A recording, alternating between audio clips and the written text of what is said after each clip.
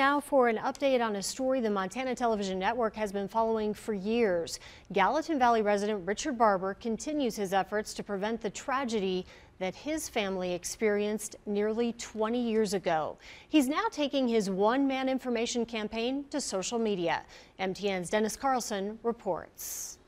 But I'm here to tell you that more people will die this year.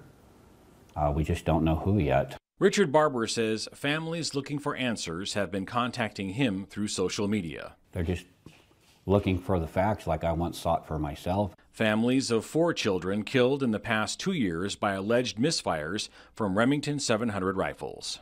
They're hoping that I will help them.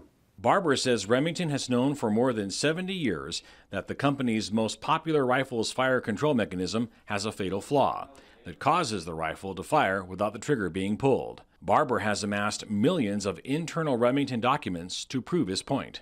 Yes, so I can connect the dots. This past weekend, Barber started using a new tool in his quest to inform the public, a Facebook page entitled Remington Facts Counterpoint, where Barber posts Remington documents along with his own commentary. The next 2 documents I show the Model 700 28 years later experiencing the same exact malfunctions identified in the 1947 memo, and 29 years later, Remington referring to these malfunctions as a defect. The purpose of Barber's Facebook page is fairly basic, for people to see the evidence for themselves. And I feel entitled to say it as long as I can prove it and back up what I'm saying as a fact. Montana's big game rifle hunting season begins Saturday, a reminder for Barber of his son's death on an October hunting day 17 years ago. One child, for instance, would have had her pilot's license before her driver's license. She was killed at 12 years old. This year I'm going to focus on saving one life. Barber hopes his efforts will get people talking and get people to take action. If you own one of these guns, look at the facts, and if the facts compel you, get your gun fixed, even if it's at your own expense.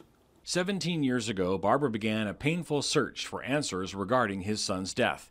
Now he's bringing what he found to other grieving families. So I'm in the best position to educate and inform others, either after the fact or hopefully before one of these tragedies befall another family this hunting season.